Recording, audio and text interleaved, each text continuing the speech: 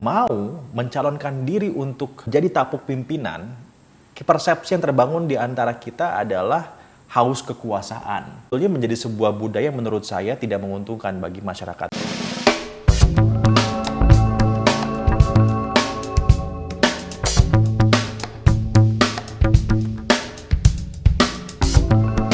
Guys, sekarang kita bicara tentang hal yang sedikit agak politik. Sekarang kalau misalnya diperhatikan di mana-mana sudah muncul survei-survei ataupun juga kajian-kajian, riset-riset tentang partai mana yang memiliki elektabilitas paling tinggi, siapa saja yang masuk dalam orbit pencapresan ataupun juga orbit pencawapresan.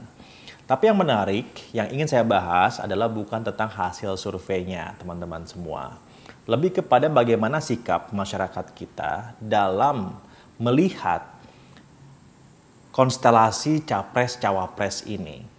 Sekarang sudah tahun 2022 dan pemilu atau election itu tahun 2024. Artinya kurang dari 2 tahun lagi kita akan menghadapi pemilu, election, ya, baik pemilu DPR dan legislatif ataupun juga pemilu untuk pemilihan presiden ataupun juga wakil presiden. Namun sampai saat ini kita melihat masih sedikit sekali atau bahkan mungkin hampir tidak ada pasangan ataupun juga calon presiden dan wakil presiden yang mau deklarasi atau mau mengatakan bahwa saya akan running, ikut kontestasi dalam pemilu presiden dan wakil presiden. Kenapa begitu? Saya pahami tentu ini karena budaya dari masyarakat kita yang lebih melihat bahwa kalau ada orang ya yang mau mencalonkan diri untuk masuk atau menjadi tapuk pimpinan, persepsi yang terbangun di antara kita adalah haus kekuasaan. Ini sebetulnya satu kultur atau budaya yang dari dulu kita alamin dari masa kecil. Ya, waktu SD, SMP, SMA, kuliah, untuk memilih ketua kelas itu rata-rata ditunjuk. Ya, jarang sekali ketika guru menanyakan kepada muridnya siapa yang mau jadi ketua kelas lalu kita acung tangan atau sedikitlah yang kayak begitu. Umumnya juga ketua di kampus dan juga yang lain ya malu-malu pada saat menginginkan untuk memimpin teman-temannya. Jadi harus didorong oleh teman-temannya, dicalonkan oleh teman-temannya, baru kemudian masuk ke dalam gelanggang pemilu atau pemilihan umum. Nah, ini sebetulnya menjadi sebuah budaya yang menurut saya tidak menguntungkan bagi masyarakat kita.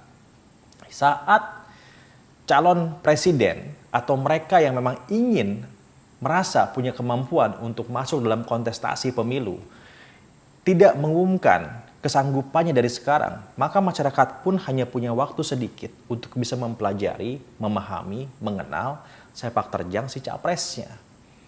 Seharusnya dengan waktu yang lebih lama, kita punya waktu juga yang lebih panjang untuk bisa mengenali mereka apakah pantas atau tidak pantas. Bayangkan kalau misalnya capres, cawapres ini baru muncul 6 atau beberapa bulan setelah atau sebelum pemilu. Kita hanya punya waktu sedikit saja untuk bisa mengenal mereka, memahami mereka. Pada akhirnya, waktu yang terbatas ini akan memunculkan money politics. Karena semua orang akan berebut untuk membayar tiket, mendapatkan tiket capres ataupun juga cawapres. Saya pikir ini hal yang harus sama-sama kita pahami konsekuensinya saat kita memilih sistem demokrasi dan pemilu seperti yang kita jalankan sekarang, pemilu langsung, bahwa calon-calon itu memang harus muncul sejak awal.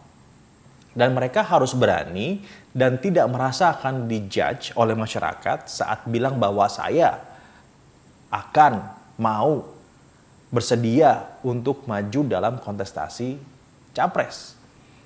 Tidak dijudge oleh masyarakat sebagai orang yang ambisius, sebagai orang yang haus kekuasaan. Jangan.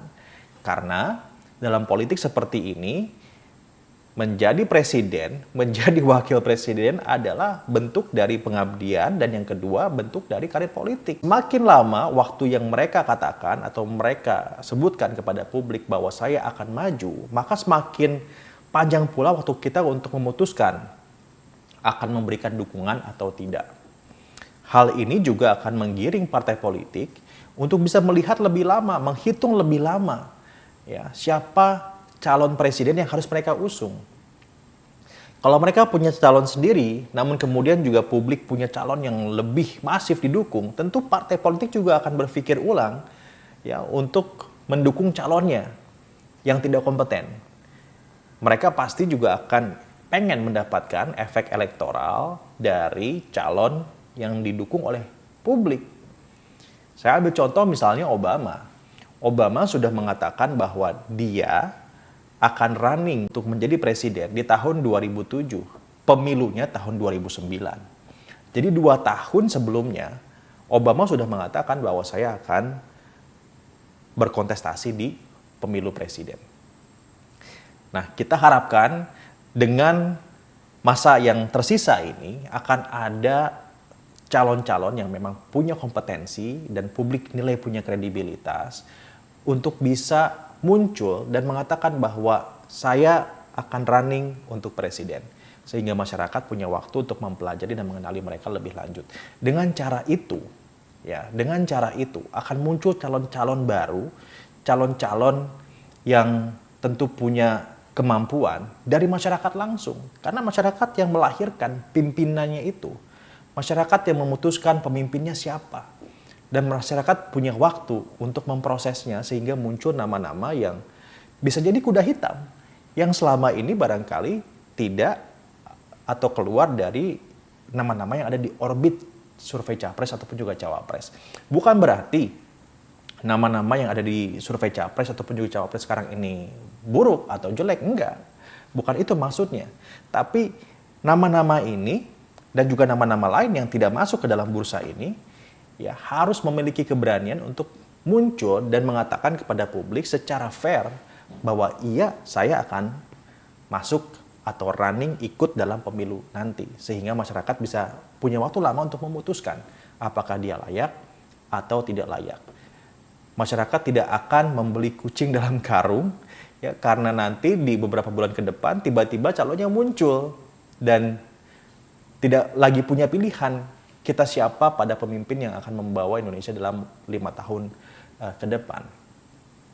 Jadi untuk mencegah calon-calon pimpinan atau pemimpin negara yang akan membawa Indonesia selama 5 tahun ke depan, penting sekali kita membangun budaya keterbukaan dan lebih fair dalam menilai, memberikan judgement pada mereka yang ingin berjuang untuk mendapatkan tiket presiden.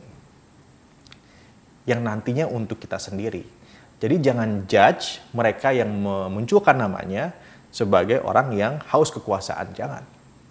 Karena memang sistem yang kita pilih adalah sistem pemilihan umum. Bahwa pada akhirnya nanti kita yang memilih mereka lewat pemilu. Ini sistem yang sudah kita sepakati. Beda kalau misalnya sistemnya adalah musyawarah dan mufakat. Ya, pada akhirnya presiden dipilih secara musyawarah. Nah, barangkali kultur untuk tidak mengklaim saya ingin maju sebagai pimpinan negara itu mungkin tidak terlalu baik, ya. Namun sekarang ini berbeda, ya, untuk menjadi pimpinan negara itu, untuk menjadi presiden itu harus lewat pemilu. Sehingga semakin lama waktu yang dibutuhkan atau yang diberikan untuk bisa mengenali mereka lebih bagus buat publik. Ya. Publik akan semakin matang berdemokrasi dan yang paling penting akan lebih menjauhkan, ya, politik kita dari yang namanya money politik atau transaksi untuk mendapatkan tiket capres-cawapres. Jadi siapa nih kuda hitam ataupun juga capres jagoan Anda? Tulis di komen.